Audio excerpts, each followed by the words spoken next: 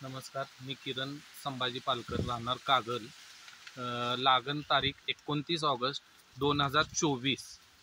तात्यांच्या मार्गदर्शनाखाली ही 4थी ते 5वी व्हिजिट अंदाजे आहे.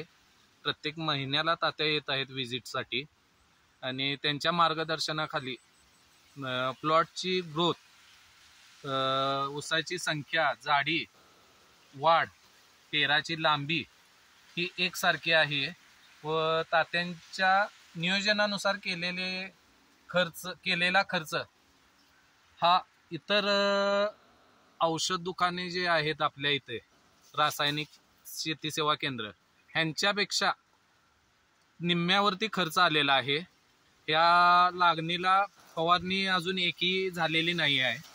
फक्त कच्च्या भरणीचा डोस आणि पक्क्या भरणीचा डोस टाकलेला आहे आणि त्याच्याबरोबर मी एक 60 बॅग कोंबडी खत एक्स्ट्रा खर्च केलेला आहे 10,000. आणि साधारणतः तात्यांनी दिलेल्या डोसनुसार 20 ते 22,000 पर्यंत आत्ता खर्च आलेला आहे. आता ह्याला फवारणी घ्यायची आहे, ती पण आता मनुष्य पंपाने घेऊ शकत नाही. त्यामुळे आता ड्रोनच्या साह्याने ह्याला फवारणी घेणार आहे आणि त्यानंतर फवारणी घेतल्यानंतर वाळा पाला काढून ऊसाची संख्या मेंटेन करण्यासाठी विरळणीचं काम करणार आहे. तरी तात्यांच्या या मार्गदर्शनामुळे मी समाधानी आहे व सर्व शेतकऱ्यांना उंची, पानाची रुंदी, मधला पानाचा भाग, रेषा जी ठळक, याचं म्हणजे पानावरती कोणतेही स्पॉट नाही आहे. हे बघा, मी हे दाखवतो. आता ह्याची पक्की बांधणी करून साधारणतः 9 मार्चला भरणी केलेली आहे. आता ह्या एप्रिल महिन्यामध्ये 1 महिना पूर्ण होतोय, तरी एवढी त्याची वाढ झालेली आहे. तरी अजून इथून पुढे अजून किती निसर्गाची साथ व तात्यांच्या मार्गदर्शनाखाली ग्रोथ किती होईल हे आता तरी आम्ही सांगू शकत नाही.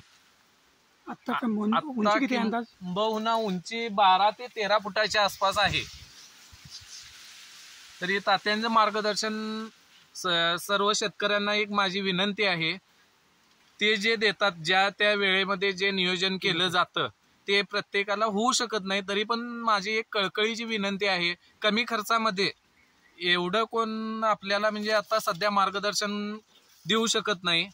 तरी पण तात्यांचे जे काय व्हिजिट फी असेल किंवा काय असेल, चार्जेस असतील, ते शेतकऱ्यांनी देऊन त्यांना सहकार्य करावं.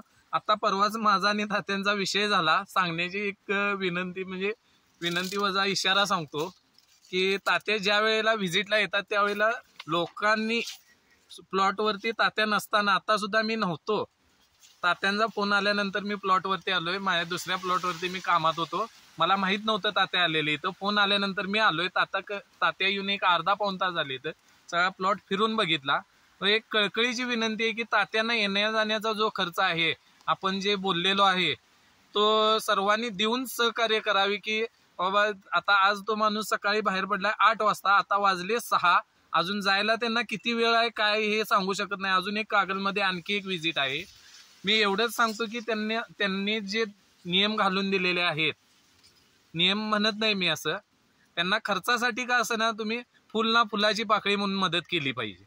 एवढीच माझी एक शेतकऱ्यांना कळकळीची विनंती आहे. आणि असा माणूस टिकवणं हे शेतकऱ्यासाठी फायद्याचं आहे. बळीराजाच्या सुखासाठी राबणारा हा माणूस आहे. त्यामुळं त्या माणसाला शेतीविषयी आवड व जाण आहे. तशी आत्मीयता बाळगून आपण लोकांनी काम केलं पाहिजे त्यांच्या मार्गदर्शनाखाली. पैशासाठी म्हणून त्यांनी काम केलेलं नाही आहे. एवढीच माझी विनंती आहे की सर्वांनी तात्यांना सहकार्य करावं. आणि इथून पुढे ज्या ज्या वेळेला तात्या व्हिजिटसाठी येतील न येतील, त्यांच्या अडचणी तुम्ही समजावून घ्या. तब्येतीची त्यांची थोडीशी तक्रार असते, त्यामुळे पण ते समजावून घेऊन लोकांनी काम असंच कायम स्वरूपी करत राहूया. एवढीच माझी विनंती आहे. धन्यवाद.